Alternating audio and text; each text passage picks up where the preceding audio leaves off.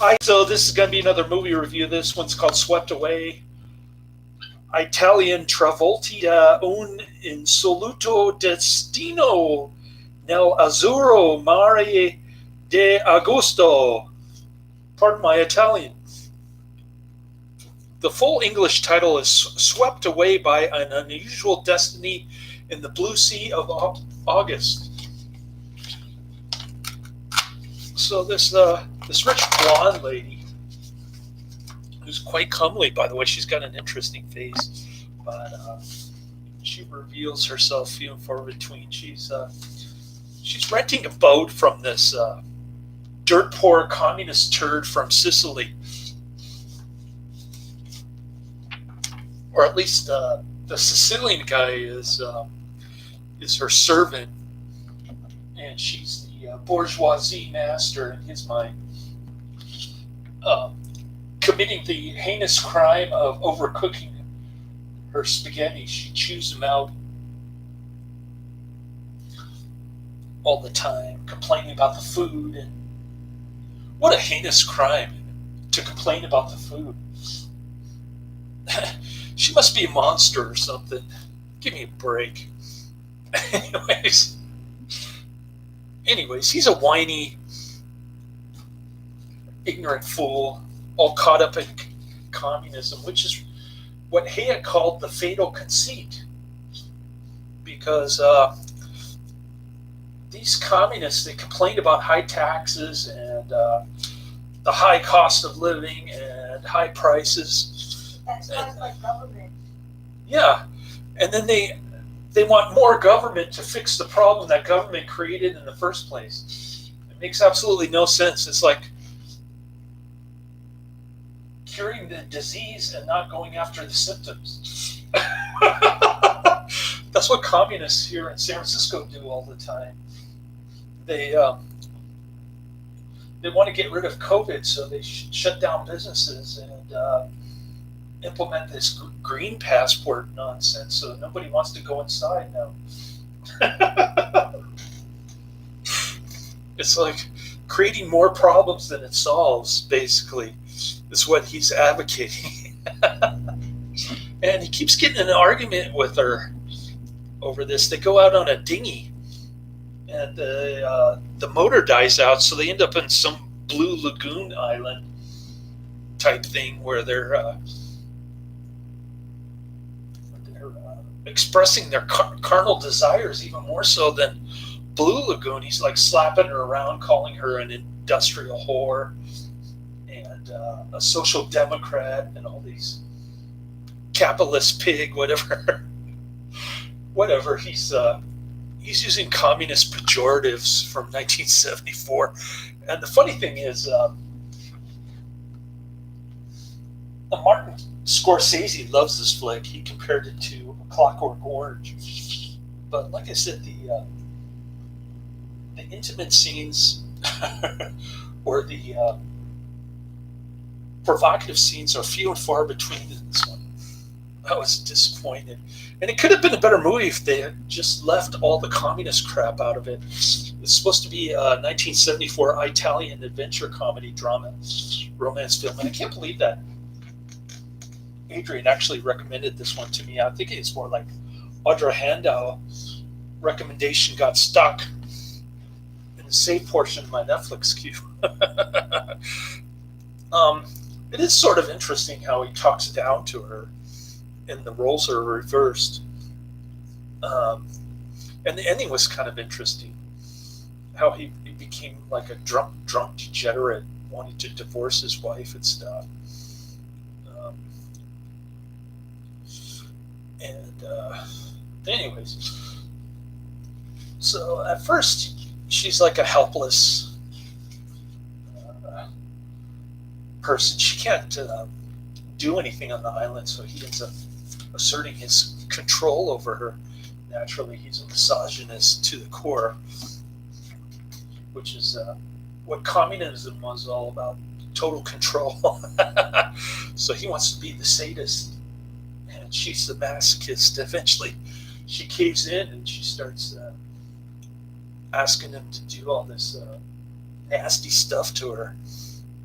She actually enjoys being slapped around, which is sort of like a slave. It's it's sort of like a positing herself as a slave position. And I guess the director is supposed to be making an analogy of how the oppressed masses are being exploited by the capitalists. Sort of like what Pasolini did with Salo, quite literally. I mean, he took it to the extreme, but this movie is pretty extreme. You don't see women get slapped around on the beach very often in movies these days. And there was actually a remake in 2002 of Swept Away. It was the same title, starring Madonna and directed by her then husband Guy Ritchie. It was a critical and commercial failure, considered as one of the worst films of all time. I'd actually like to see that, but I'll probably never get around to it. The male lead was played by Adriano Giannini, the son of Giancarlo Giannini, who was the communist turd in the original. And the female lead was Madonna.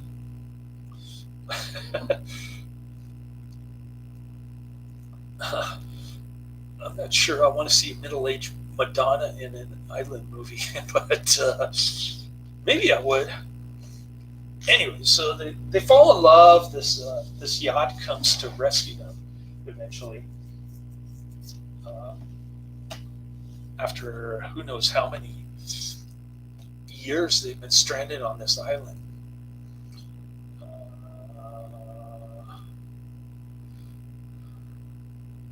Yeah, it doesn't say how long they've been on this island. He says it could be up to 6 years. And we don't know how long it actually was, but she passionately falls in love with her. But then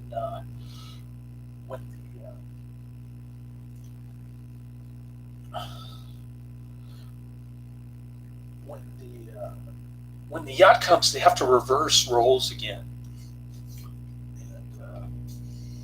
They go back to their respective families, and that's when all hell breaks loose. It's libertine Italian society. I actually worked with a guy from Sicily. He was born in Sicily, and then his family moved to Montreal, Canada, and then he ended up in San Francisco. So interesting life. This the Sicilian dude, Angelo, that I work with, he sent me a picture of himself in the 70s with long hair and a Disco Sucks t-shirt. He's a pretty funny guy, but he's into all this COVID nonsense like everybody at my work. He's been watching too much CNN on the telly. Anyways, not a good flick. 2 out of 5 stars, I'm saying. And could have been a lot better had it not been directed by that communist turd lady that Roger Ebert likes so much. What did Ebert say? The film resists the director's most determined attempts to make it a fable about the bourgeoisie and the proletariat. Yeah, right. It persists in being about a man and a woman. On that level, it's a great success. That sounds like wishful thinking to me. He wanted it to be less about communism and more about romance. And I think even one of the directors said that it's a romance film. Well, yeah, it should have been a romance film, but they put too much communist crap in there. Ruined everything. It's not entertainment anymore. Yeah, it spoiled everything.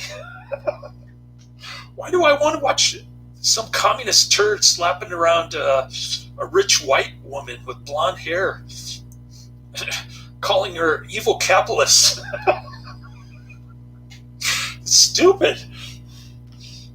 It's one of the lamest things that I've ever seen in my life. But I guess the art,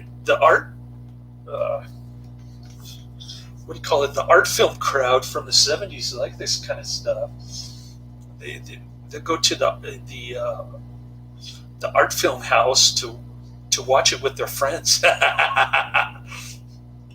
And there was even one director. She said,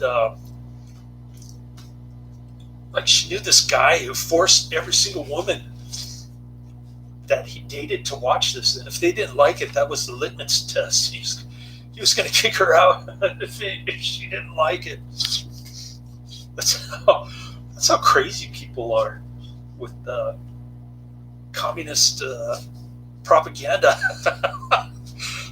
I guess he liked it because he thought it was about male control over women. But not my cup of tea, really. It's not something that I would recommend or say, check it out later. Oh, I wanted to show you this disc that I got. I finally got. I responded to Adrian's comments on my last video. It seemed like it took forever to upload that 20-minute cell phone stream from the war zone yesterday, but it finally uploaded. This is Choppy Mall. I got the wrong one. Here we go. Shanghai Noon. I better do this before I forget. And here it is. The very bland looking Shanghai Noon disc. I finally got it. It's been sitting in my queue for a long time. But I'm more interested in Shopping Mall. I'm gonna watch Killbots later.